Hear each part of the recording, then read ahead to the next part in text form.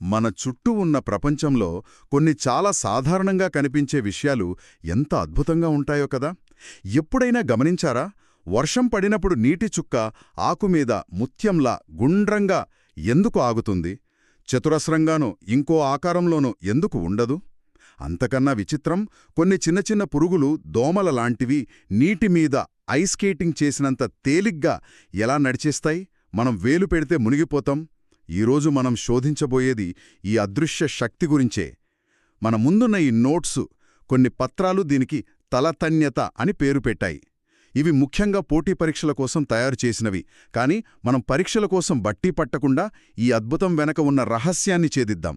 నీటికి ఉండే ఈ సూపర్ పవర్ మన బట్టలను ఎలా శుభ్రం చేస్తుందో, మొక్కలు నీటిని ఎలా తాగుతాయో తెలుసుకుందాం. మరింక మొదలు పెడదానా? సరే, మొదటి అడుగు వేద్దాం. అసలు ఈ తలతన్యత అనే మాడు వినడానికి కాస్త గంభీరంగా ఉంది. సింపుల్గా చెప్పాలంటే ఏమిటిది? ఖచ్చితంగా పెద్ద పెద్ద పదాల పక్కన పెడితే తలతన్యత అంటే ఒక ద్రవానికి ఉండే ఒక విచిత్రమైన గుణం. దాని పై పొర అంటే ఉపరితలం ఒక సాగదీసిన రబ్బర్ షీట్లాగా ప్రవర్తిస్తుంది.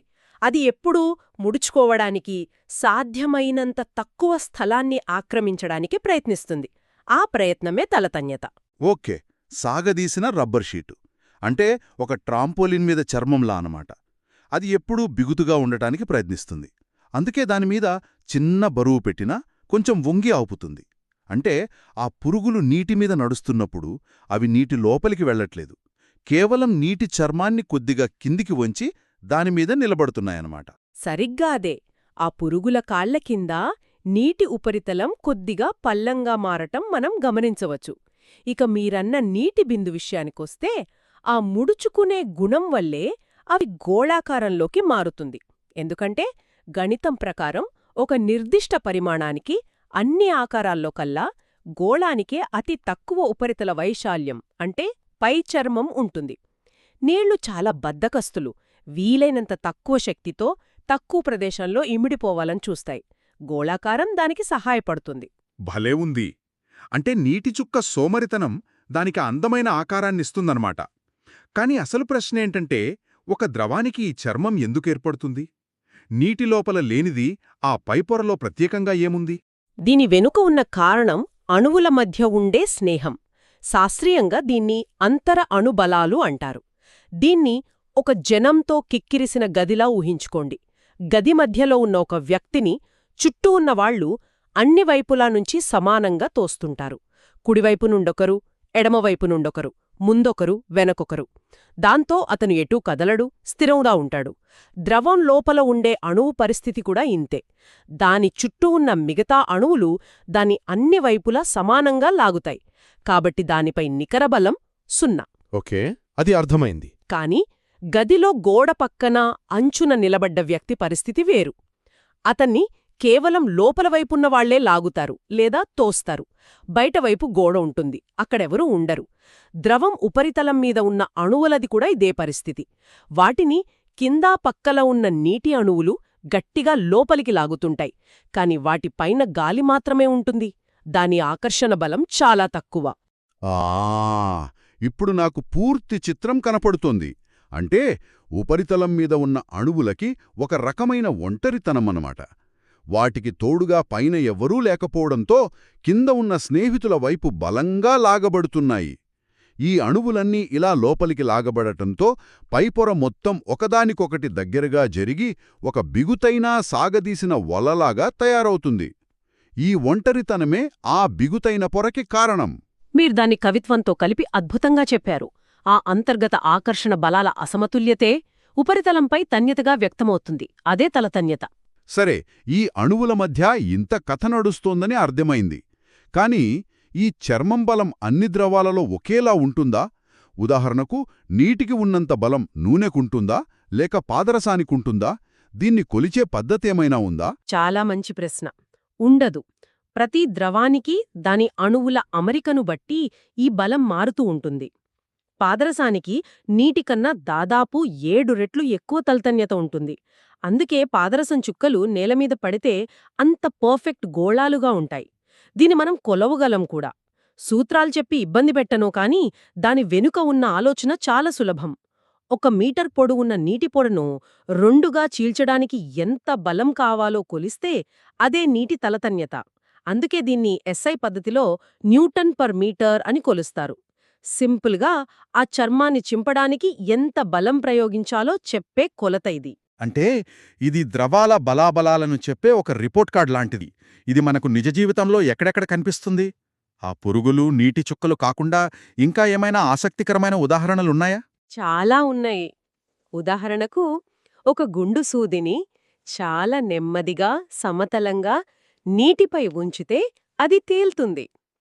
దాని సాంద్రత నీటికంటే ఎక్కువే అయినా ఆ నీటి ఉపరితలమనే చర్మం దాన్ని కిందకి పడకుండా పట్టుకుంటుంది. కానీ అసలైన అద్భుతం మన వంటగదిలో, వాష్రూంలో ఉంది. సబ్బులు, డిటర్జెంట్లు. ఒక్క నిమిషం, ఇక్కడే నాకు కొంచెం గందరగోళంగా ఉంది. ఈ నోట్స్లో సబ్బులు నీటి తలతన్యతను తగ్గిస్తాయి అని ఉంది. తలతన్యత అంటే నీటి బలం అనుకున్నాం కదా. బలాన్ని తగ్గిస్తే అది మురికిని ఇంకా సరిగ్గా తీయలేకపోవాలి. ఇక్కడ నేనేదో తప్పుగా అర్థం చేసుకుంటున్నానేమో. లేదు లేదు, మీ ఆలోచన సరైనదే. ఇక్కడే ఒక తమాషా విషయముంది. బట్టలు శుభ్రంగా ఉతకాలంటే మనం ముందుగా నీటిని బలహీనపరచాలి. విచిత్రంగా ఉంది కదా? అవును, విచిత్రంగానే ఉంది. సహజంగా నీటికి ఉండే తలతన్యత చాలా ఎక్కువ. దాన్ని ఒక రకమైన అహం లేదా గర్వం అనుకోవచ్చు. నీటి అణువులు ఇతర వస్తువులతో కలవడం కన్నా తమలో తాము కలిసి ఉండటానికి ఇష్టపడతాయి. ఈ గర్వం వల్లే నీరు బట్టల సన్నని నూలుపోగుల లోపలికి, మురికి కణాల చుట్టూ సులభంగా వెళ్లలేదు. ఎప్పుడైతే మనం సబ్బు లేదా డిటర్జెంట్ కలుపుతామో అది నీటి అహాన్ని దెబ్బతీస్తుంది. దాని తలతన్యతను విచ్ఛిన్నం చేస్తుంది. దాంతో నీరు వినియంగా మారి బట్టల సందుల్లోకి, మురికి లోపలికి సులభంగా చొచ్చుకెళ్లి తన పని తాను చేస్తుంది. అందుకే సబ్బు నీటిని మరింత తడిగా చేస్తుంది అంటారు. అంటే దాని తడితే గుణాన్ని పెంచుతుంది. అద్భుతం. అంటే మనం నీటి గర్వాన్ని అణిచి దాంతో పని చేయించుకుంటున్నామన్నమాట. ఇది వినడానికి చాలా బావుంది. ఈ నోట్స్లో బాల్ పాయింట్ పెన్ పనిచేయడం కూడా దీనికొక ఉదాహరణగా పేర్కొన్నారు. అది ఎలా? అవును, బాల్ పాయింట్ పెన్ కొనలో ఉండే చిన్న బంతికి సిరా అంటుకోవటం, అది కాగితంపైకి బదిలీ అవ్వడం వెనక సిరా యొక్క తలతన్యత, అలాగే అసంజన, సంసంజన బలాలు పనిచేస్తాయి. సిరా తన అణువులతో తాను అంటుకుని ఉండటమే కాకుండా బంతికి, కాగితానికి కూడా అంటుకోవాలి. ఈ బలాల మధ్య ఉండే సరైన సమతుల్యం లేకపోతే పెన్ రాయదు. కాని తలతన్యతకు సంబంధించిన మరో ముఖ్యమైన దృగ్విషయం కేశనాళిక చర్య. కేశనాళిక చర్య అంటే క్యాపిలరీ యాక్షన్ గదా? పేరు విన్నానుగాని సరిగ్గా గుర్తులేదు. అవును, దీన్ని ద్రవాలు గోడలు ఎక్కడం అని సరదాగా అనొచ్చు.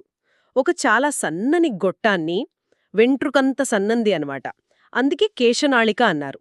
దాన్ని నీటిలో పెడితే నీరు గురుత్వాకర్షణ శక్తికి వ్యతిరేకంగా ఆ గొట్టంలో పైకి ఎగబాకుతుంది.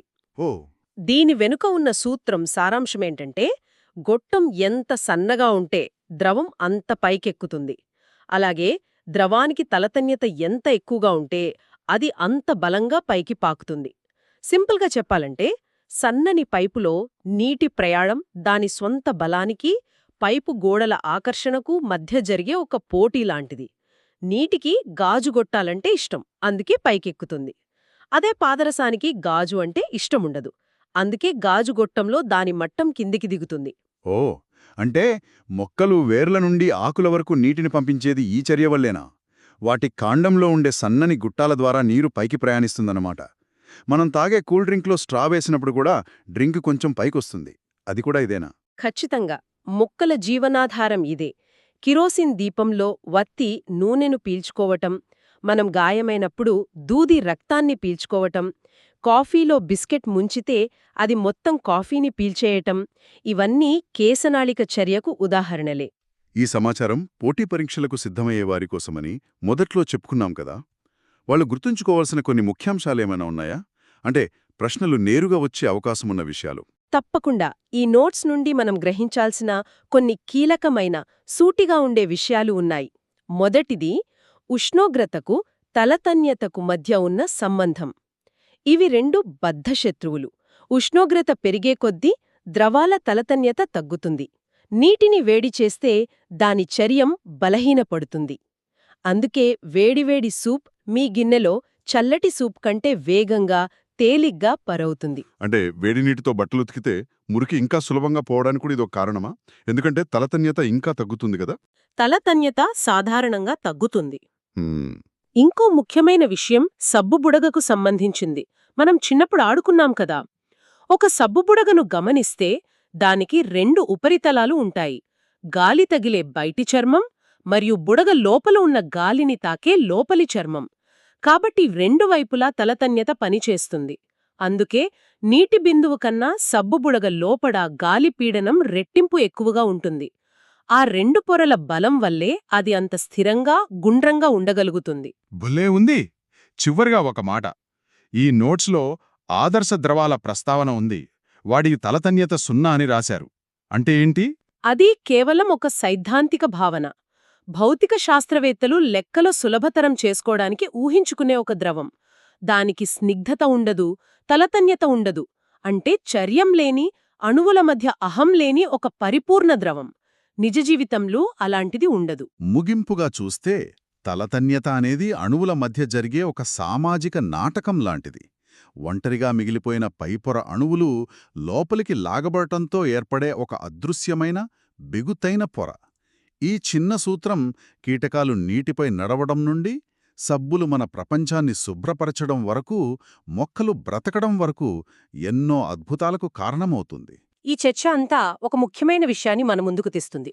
మనం ఇప్పటివరకు ఉష్ణోగ్రత, సబ్బు వంటివి కలిపి తలతన్యతను ఎలా తగ్గించాలో, అంటే నీటిని ఎలా బలహీనపరచాలో చూశాం. ఇది చాలా సాధారణం. కానీ దీనికి వ్యతిరేకంగా ఆలోచిద్దాం. ఈ నోట్స్ మనల్ని ఒక ప్రశ్న అడగమని ప్రేరేపిస్తున్నాయి. ఒక ద్రవం యొక్క తలతన్యతను గణనీయంగా పెంచగల పదార్థాలను మనం కనుగొంటే, నీటి చర్మాన్ని ఇప్పటికన్నా 10 100 బలంగా మార్చగలిగితే, దానితో ఎలాంటి కొత్త ఆవిష్కరణలు లేదా సాంకేతికతలు సాధ్యపడవచ్చు? ఆలోచనతో ఈ విశ్లేషణను ముగిద్దాం.